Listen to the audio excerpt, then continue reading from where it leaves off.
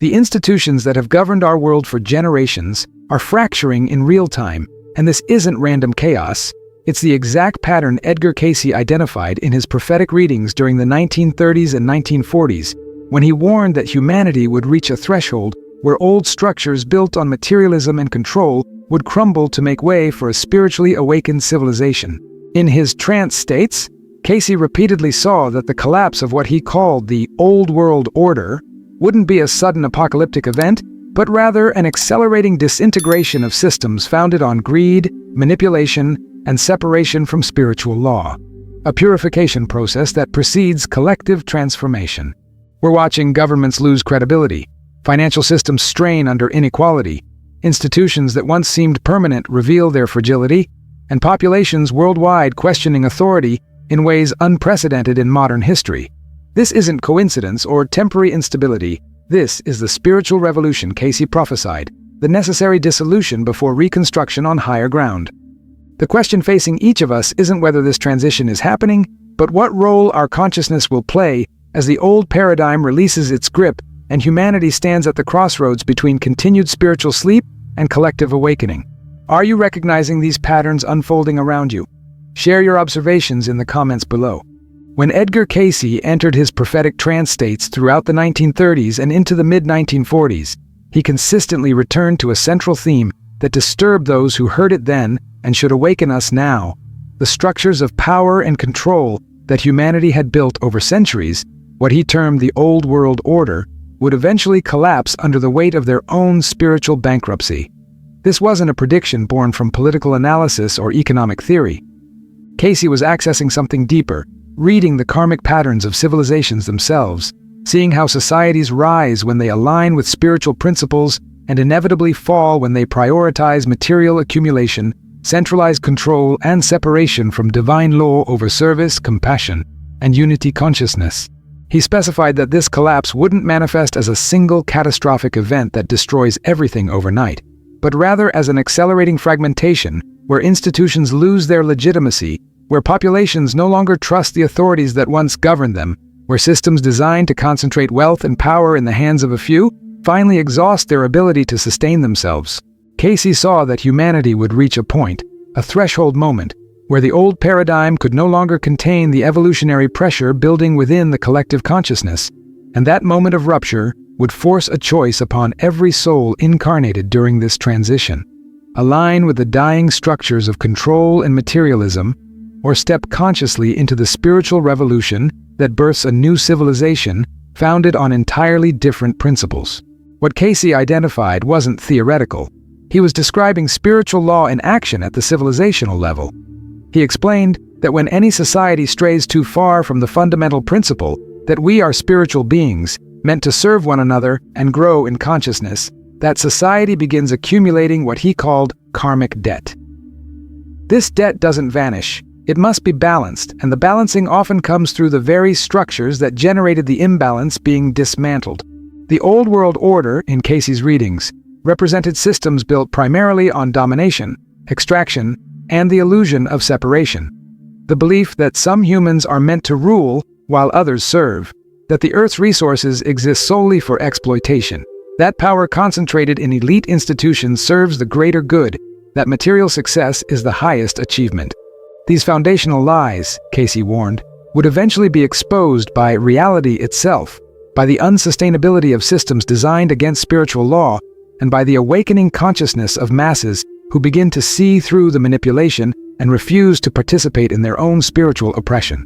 During the 1940s, when the world was engulfed in global conflict, Cayce stated that the wars and upheavals of that era were symptoms of deeper spiritual crisis, and that even greater transitions lay ahead when humanity would face the accumulated consequences of centuries spent building civilizations on exploitation rather than enlightenment. Now, look around at what's manifesting in our present moment with clarity and honesty. Government institutions that once commanded automatic respect and obedience are being questioned with intensity that would have been unthinkable just 2 decades ago. Populations across multiple continents openly challenging official narratives, demanding transparency, recognizing patterns of deception that were previously accepted as normal political operation. Financial systems that concentrated unprecedented wealth in the hands of a microscopic percentage of humanity while billions struggle for basic necessities, are straining under their own contradictions, with younger generations rejecting the economic model they inherited and searching for alternatives that don't require perpetual debt and wage servitude. Educational institutions that promised to develop critical thinking instead produced obedient workers and now face mass disillusionment as people awaken to the gap between stated purpose and actual function. Medical and pharmaceutical structures that claim to serve human health revealed during recent global events that profit motive often supersedes genuine care, eroding trust that may never fully recover. Religious institutions that were supposed to guide spiritual development became, in many cases, instruments of control and wealth accumulation, driving millions away from organized religion in search of direct spiritual experience. Media organizations that positioned themselves as truth-tellers are now widely recognized as narrative managers serving concentrated power, resulting in fragmentation as people seek alternative information sources. This isn't random social change. This is systematic legitimacy collapse across every major pillar of the old world order simultaneously, exactly the pattern Cayce identified as the necessary prelude to civilizational transformation. The acceleration is undeniable to anyone observing without bias. What once changed across generations now shifts within years, within months. Institutions that appeared permanent and unshakable reveal their fragility almost overnight. Narratives that held populations in consensus fracture into competing realities as centralized control over information loses effectiveness. The old mechanisms of manufacturing consent, repetition through concentrated media, appeals to authority, suppression of dissenting voices, are failing because consciousness itself is shifting, becoming less susceptible to manipulation, more capable of recognizing patterns and asking deeper questions. This is the spiritual revolution Cayce prophesied, not a political movement or violent overthrow, but a collective awakening that renders old control structures obsolete by withdrawing the consciousness that sustained them. When enough individuals stop believing in the legitimacy of systems built on lies, those systems lose their power regardless of their material resources. When populations refuse to accept narratives that contradict their direct experience and inner knowing, the narrative managers lose control regardless of their technological sophistication. When people reconnect with their inherent spiritual nature and recognize their unity with one another and with the divine, the structures designed to keep them separated, fearful, and dependent begin dissolving, not through force, but through irrelevance. If we want to understand how this always unfolds, we must examine the historical pattern Cayce referenced repeatedly in his readings, the fall of Atlantis. He described Atlantean civilization in extraordinary detail, explaining that it reached heights of technological and material achievement that far exceeded what we consider advanced today, but that its spiritual development failed to keep pace with its material power. Atlantis, according to Cayce, eventually split into two philosophical camps: those who followed the law of one, recognizing all beings as expressions of divine consciousness, deserving of respect and freedom, and those who followed what he called the sons of Belial, who saw other humans as resources to be exploited and controlled for the benefit of a ruling elite. The sons of Belial possessed tremendous technological power, which they used increasingly for selfish purposes, manipulating nature beyond safe limits, treating other humans as property, pursuing material pleasure and power as ultimate goals. The law of one followers warned that these practices violated spiritual law and would lead to catastrophic consequences, but they were ignored, marginalized, treated as obstacles to progress and prosperity. The karmic debt accumulated until the civilization could no longer sustain the imbalance, and Atlantis destroyed itself through its own arrogance and spiritual blindness, not as divine punishment, but as natural consequence of violating fundamental principles of existence. Cayce explicitly stated that many souls who incarnated in Atlantis have returned during this current era, drawn to complete unfinished lessons and correct old patterns. He warned that we face a similar choice point now. Will we repeat the Atlantean mistake of prioritizing material achievement and centralized power over spiritual wisdom and individual sovereignty, or will we finally learn the lesson and choose differently? The old world order we're witnessing, collapse mirrors the Atlantean power structure in disturbing detail: a small elite controlling resources and information, technological advancement serving surveillance and control more than genuine human flourishing, populations divided into those who question authority and those who comply without examination, increasing manipulation of nature through technologies whose long-term consequences remain unknown. and most critically, the same philosophical split between those awakening to spiritual truth and those clinging to material power. The difference this time, Cayce suggested, is that enough souls have learned from previous cycles and are incarnated now specifically to tip the balance toward the law of one consciousness, toward recognition of our spiritual unity, toward systems based on service rather than domination, toward evolution in consciousness as the primary purpose of existence. The parallels extend beyond Atlantis to every major civilization that rose and fell throughout recorded history. Rome didn't collapse because of external invasion. It collapsed because internal corruption, moral decay, concentration of wealth, and abandonment of the principles that originally built the Republic hollowed it out from within, making it vulnerable to forces that a healthy civilization would have easily withstood. The Egyptian dynasties didn't end because they lacked power. They ended when the spiritual wisdom that originally guided their civilization was forgotten, replaced by ritual without understanding and power without purpose.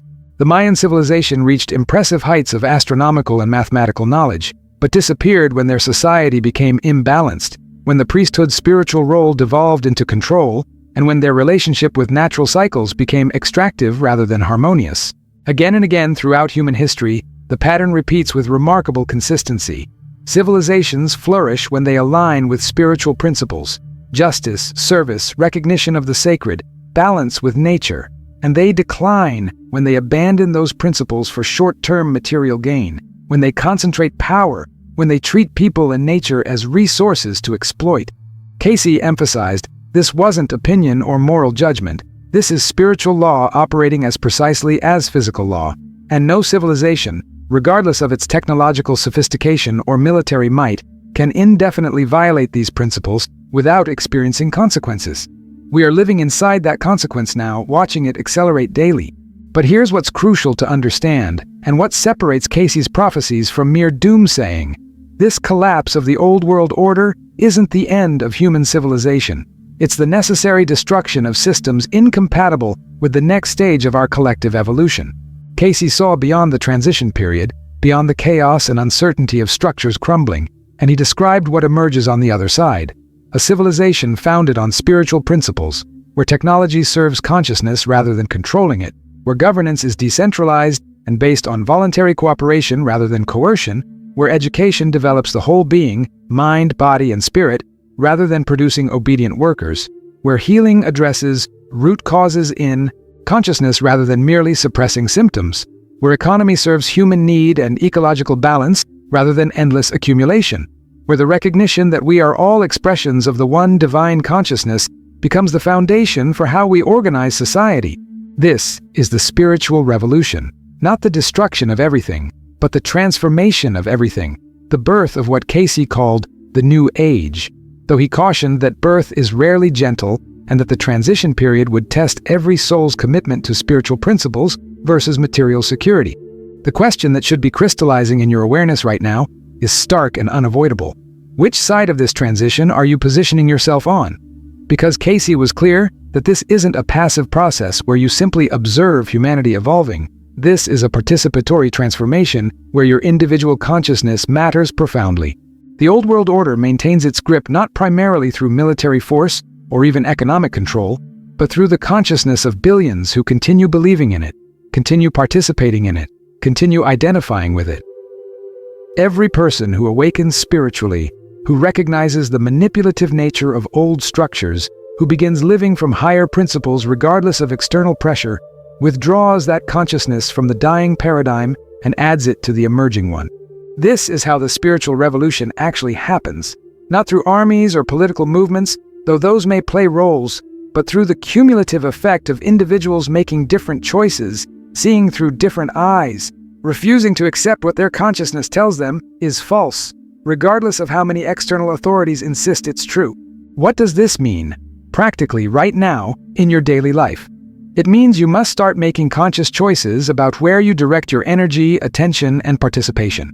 Supporting systems built on exploitation, even as you recognize their spiritual bankruptcy, delays the transition and prolongs collective suffering.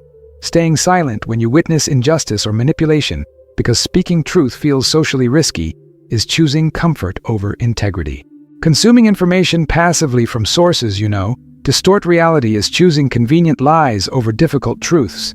Pursuing material security at the expense of spiritual development is repeating the exact pattern that collapsed Atlantis and every civilization since.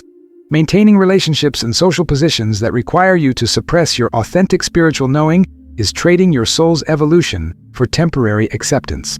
These aren't small decisions.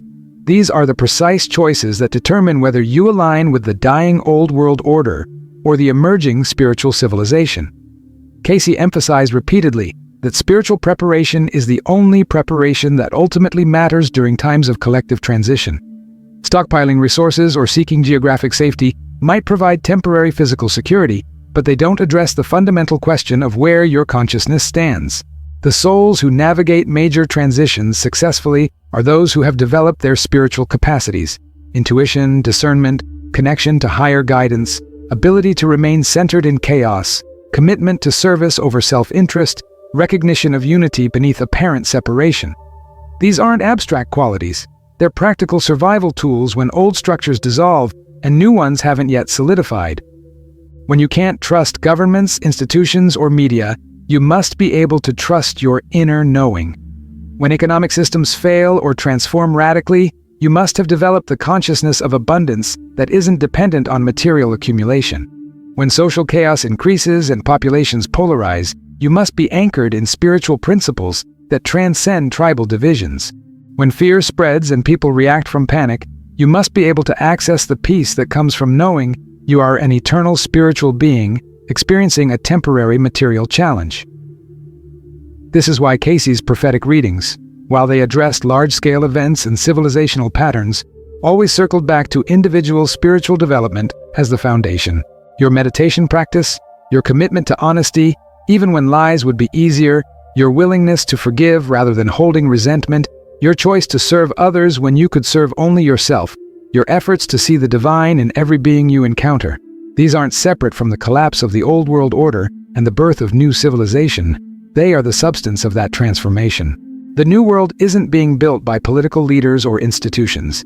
It's being built in the consciousness of millions of individuals who are choosing differently, who are living from spiritual principles even as material structures around them crumble, who are refusing to meet chaos with more chaos and instead embodying the peace, wisdom, and compassion that will form the foundation of what comes next.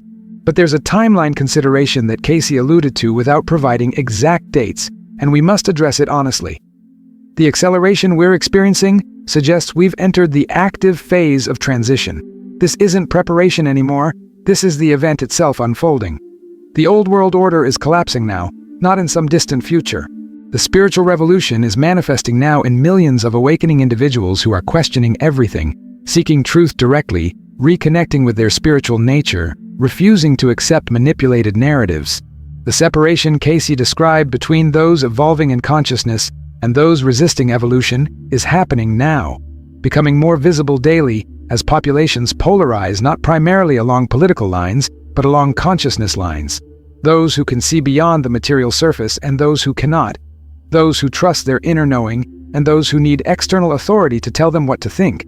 Those who are willing to face difficult truths and those who retreat into comfortable illusions. This separation will intensify, not because anyone is forcing it, but because consciousness itself is crystallizing, becoming more defined, less able to maintain positions in the middle. The period ahead, and again, Cayce didn't provide specific timelines, but indicated this transition would span years, not decades, will test humanity's collective commitment to spiritual evolution versus material attachment with increasing intensity. Economic systems will continue fragmenting as their unsustainability becomes undeniable. Political structures will face escalating legitimacy crises as populations recognize they serve elite interests rather than collective welfare. Information warfare will intensify as old narrative control systems fight to maintain relevance against decentralized truth-seeking. Natural events may accelerate as the Earth itself responds to collective human consciousness and the need for purification. Social cohesion will strain as people make fundamentally different choices about which reality they inhabit. Throughout all of this, the question facing each individual remains unchanged. Will you maintain your spiritual center, your commitment to truth and service and love, or will you be pulled into fear, tribalism, and desperate clinging to material security that ultimately provides no security at all? Cayce saw that those who navigate this transition successfully share common characteristics. They've cultivated a direct relationship with the divine, rather than depending on institutional religion. They've developed their intuitive capacities through regular spiritual practice, meditation, prayer, service, study of universal spiritual principles. They've learned to discern truth through resonance with their higher self, rather than accepting what they're told by external authorities. They've created communities of like-minded souls who support each other's spiritual development, rather than isolating an individual survival mentality. They've released attachment to specific material outcomes while maintaining commitment to spiritual principles regardless of circumstances. They've transformed their relationship with fear, recognizing it as a signal to return to spiritual truth rather than as valid guidance for decision-making. They've understood that serving others, especially during times of crisis and transition, is the fastest path to their own spiritual evolution. They've accepted that being awake during a time of collective awakening comes with the responsibility to help others awaken through example, teaching, and compassionate assistance. This is your preparation checklist, stripped of all non-essentials. Are you developing direct connection with divine guidance daily? Are you practicing discernment by questioning everything, including your own assumptions? Are you cultivating community with others who are spiritually committed? Are you releasing attachment to material outcomes and security? Are you transforming your relationship with fear? Are you looking for opportunities to serve? Are you accepting the responsibility that comes with awakened consciousness? These aren't optional activities for those interested in spiritual growth. These are essential capacities for navigating the collapse of one civilization and the birth of another. The souls who thrive during this transition, who find meaning and purpose even in chaos, who contribute to the emergence of new systems rather than clinging desperately to dying ones, are those who answer yes to these questions through their actual daily choices, not just their intellectual agreement. The old world order is falling. This isn't metaphor or future possibility. This is present reality accelerating around us. Every week brings new evidence of institutional collapse, legitimacy crisis, population awakening, narrative fragmentation, and the separation Cayce described between consciousness levels. You can deny this pattern and retreat into normalcy bias, pretending everything will return to the familiar soon, or you can recognize it clearly and position yourself accordingly. The spiritual revolution has begun, not because enlightened leaders are guiding it, but because millions of individual souls are making different choices, seeing through manipulations they once accepted, reconnecting with their divine nature, refusing to participate in systems they recognize as spiritually bankrupt. This is the threshold moment Cayce saw in his prophetic readings, when humanity as a collective stands at the crossroads between repeating old patterns of materialism and control, or finally choosing spiritual evolution as the foundation for civilization. Your role in this massive transition isn't predetermined by external circumstances. It's determined by your choices, your consciousness, your willingness to embody spiritual principles when doing so requires courage and faith. The new civilization being born doesn't need your fear or your despair. It needs your awakened consciousness, your commitment to truth, your capacity to love even in chaos, your willingness to serve even when selfish choices seem safer, your ability to see the divine in every being even as society fragments. When the structures you've depended on for security crumble, will you collapse with them, or will you stand firm in spiritual knowing? When the narratives you've believed your entire life are exposed as manipulations, will you retreat into new comfortable lies, or will you face uncomfortable truths? When the old world order makes its final desperate attempts to maintain control through fear and division, will you be pulled into that consciousness, or will you maintain your center in spiritual truth? These questions aren't abstract philosophy. They're the defining choices of your incarnation during this pivotal moment in human evolution. The pattern Cayce identified is complete and manifesting. The old world order built on materialism, control, exploitation, and separation is experiencing terminal collapse. The spiritual revolution birthing new civilization founded on consciousness, service, unity, and divine alignment is accelerating. The only question that matters is where you stand, not where you claim to stand in words, but where your actual consciousness, choices, and daily actions position you. History is happening now, not as passive observation, but as active participation. The transition ahead will be challenging, chaotic, uncertain, and at times frightening, but it's also the most spiritually significant opportunity any soul could hope to experience.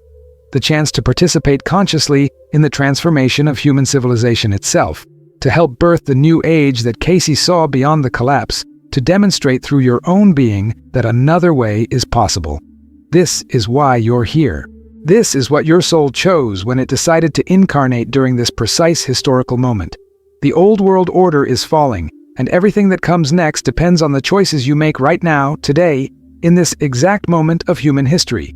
If you're recognizing these patterns, if this resonates with what you're witnessing around you, hit that like button and subscribe to stay connected as we continue tracking the transition Cayce prophesied. And tell me in the comments, what signs of the old world order's collapse are you observing in your own life, your community, your country? What role are you choosing to play in the spiritual revolution? We're navigating this together, and your perspective matters.